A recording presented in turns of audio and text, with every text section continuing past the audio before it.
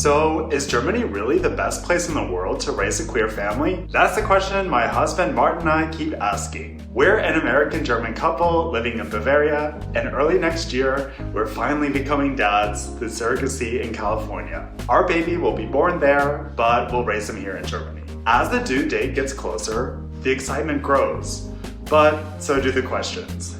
The more we prepare, the more we see a gap between reputation and reality. Germany has the image of being a progressive paradise. Rainbow flags in Berlin, Cologne, Hamburg, marriage equality since 2017, generous parental leave, strong healthcare, you name it. On paper, it felt like a perfect place for a family like ours. Safe, stable, and modern. We imagine our child growing up where a rainbow family is nothing unusual, just another thread in the social fabric.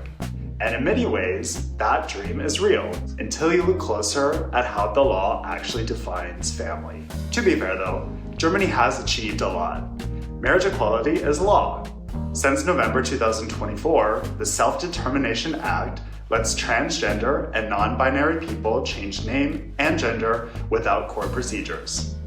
The Federal Action Plan, Queer Leben, introduced 134 measures across 6 fields, but implementation varies by region. Some quickly, others barely start. So yes, there's progress, but progress on paper doesn't always mean progress in practice.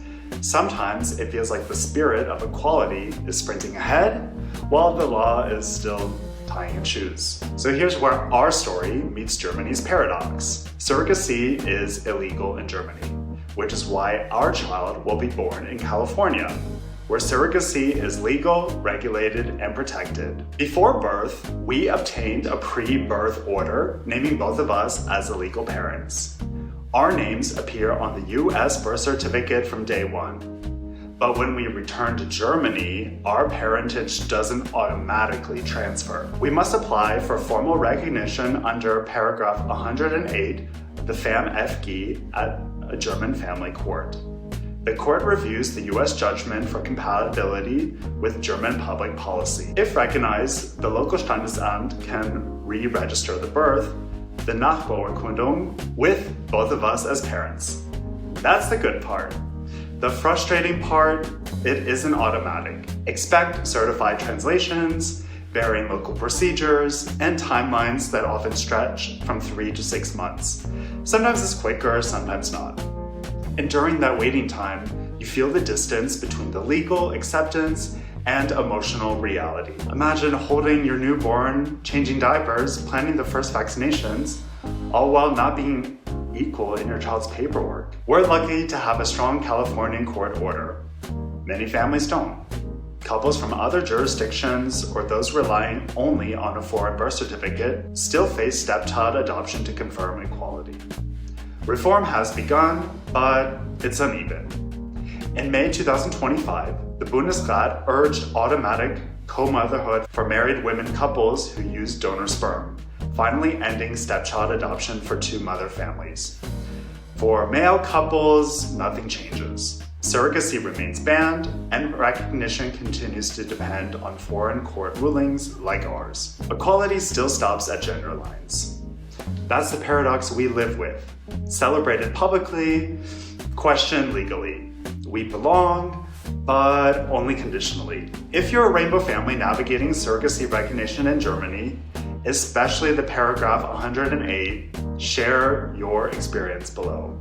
We're collecting stories on Papaarade because visibility is how change happens. This journey gives us whiplash. We're deeply grateful for Germany's stability, its healthcare, and social protections, but it still hurts that the legitimacy of our family depends on paperwork. Yes, our California judgment should be recognized, but should can mean months of filings, translations, follow-up calls, and waiting for approval letters that never seem to come. Recognition on paper isn't the same as recognition in daily life.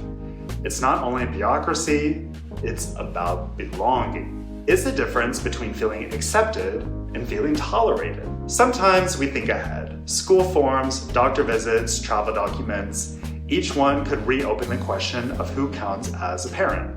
That's what makes this bigger than law. It's about identity, security, and dignity. So, is Germany the best place for queer families? Well, maybe. It's progress and paradox all at once. A country moving forward, but still catching up to the families already living its future. We'll raise our child in Bavaria, proud of both of our countries, determined to help bridge the gap between promise and practice.